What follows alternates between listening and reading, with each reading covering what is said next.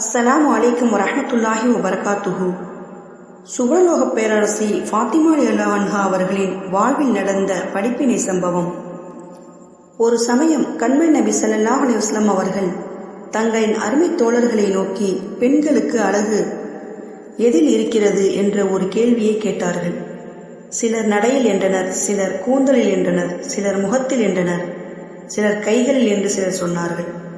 அங்கிருந்த ஹசரத் அலி அலி அவர்கள் மட்டும் ஏதும் சொல்லாமல் அமைதியாக இருந்தார்கள். பதில் சொன்ன அனைத்து சஹாபாக்களின் பதில்கள் சரியானவை அல்ல என்று நபி ஸல்லல்லாஹு அலைஹி வஸல்லம் அவர்கள் கூறிவிட்டு அலி அலி அவர்களை நோக்கி, அலியே, அமைதியாக உள்ளீர்களே, பதில் சொல்லுங்கள் என்று கேட்டார்கள். எனக்கு பதில் தெரியவில்லை நபியே என்றார்கள். பிறகு பதில் சொல்ல முடியவில்லையே என்று அதிகமாக வருத்தமடைந்தார்கள். சஹாபாக்களின் நிலையோ சோகமான நிலை. இதை அறிந்த நபி ஸல்லல்லாஹு அலைஹி வஸல்லம் அவர்கள், அருமை தோழர்களே, உங்களுக்கு 3 நாட்கள் அவகாசம் தருகிறேன், சரியான பதிலை கண்டுபிடித்து வாருங்கள் என்று சலுகை வழங்கினார்கள். சஹாபாக்களின் தேட்டம், ஆர்வம், தேடல் இவைகளை ஊக்குவிக்க இப்படி ஒரு அவகாசத்தை கொடுத்தார்கள். ஹசரத் அலி அலி அவர்கள் சோகமாக வீட்டிற்கு சென்றார்கள். கணவரை வரவேற்று சோகத்துக்கான காரணத்தை வினவினார்கள். ஃபாத்திமா ரலியல்லாஹு அன்ஹா அவர்கள், உங்கள் தந்தை நபி ஸல்லல்லாஹு அலைஹி வஸல்லம் அவர்கள் இப்படி ஒரு கேள்வியை கேட்டார்கள்.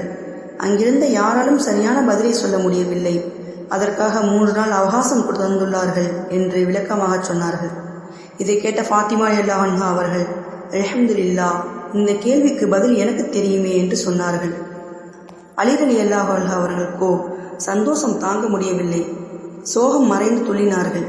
தனது அன்பு மனைவியை அருகில் அழைத்து, பதில் என்ன சொல்லுங்கள் என்று அவசரப்படுத்தினார்கள்.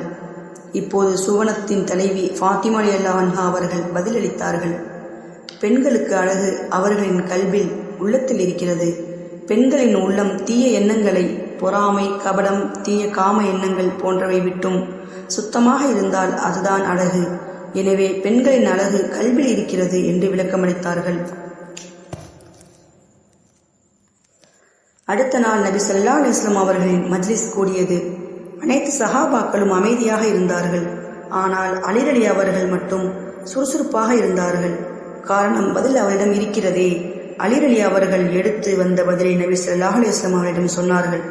இதை கேட்ட நபி ஸல்லல்லாஹு அலைஹி வஸல்லம் அவர்கள் சரியான பதில் என்று பாராட்டினார்கள்.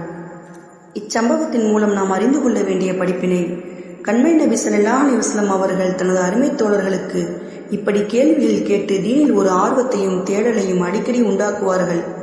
ஆண்களுக்கே தெரியாத பதிலை பெண்ணாகிய ஃபாத்திமா ரலியல்லாஹு அன்ஹா அவர்கள் சாதாரணமாக சொல்லி கணவரை சந்தோஷப்படுத்தினார்கள். ஃபாத்திமா ரலியல்லாஹு அன்ஹா சொன்னது போல இன்று இஸ்லாமிய பெண்களின் உள்ளம் ரொம்பவே கெட்டுப் போய் கொண்டிருக்கிறது. இது பொய்யா, சினிமா, டிவி போன்ற படுபயங்கரமான கருவிகளின் மூலம் பார்க்கக்கூடாத காட்சிகளை எல்லாம் பார்த்து உள்ளங்கள் புண்பட்டு அழுகி வருகிறது. இஸ்லாம் தீய குணங்கள் எது என்று பட்டியல் போட்டதோ அத்தனை குணங்களையும் இன்று உறுப்புகள் மூலம் செயல்படுத்தி வருகிறோம். எந்த பாவம் இல்லை நம்மிடம். உள்ளம் கெட்டுப்போய் அழகை இழந்ததால் உறுப்புகள் வீணாகி வருகின்றன. உன் அழகை தூக்கி வீசிவிட்டு வெளித்தோல் அழகுக்கு மேக்கப் போட்டு சுற்றித் திரியும் அவலம் நம் சமுதாய பெண்களிடம் மலிந்து வருகிறது. ஃபாத்திமா ரலியல்லாஹு அன்ஹா அவர்கள் சொன்ன அழகு இன்று எத்தனை பெண்களிடம் இருக்கிறது என்று ஒரு சர்வே எடுத்தால் நிலைமை தலைகீழாகும். அவ்வளவு படுபாதாள படுகுழியில் வீழ்ந்து கிடக்கிறோம். எனது அருமை இஸ்லாமிய பெண்களே, உண்மையான அழகை எப்பொழுது சம்பாதித்துக் கொள்ளப் போகின்றீர்கள்? சிந்தியுங்கள், செயல்பட முன்வாருங்கள்.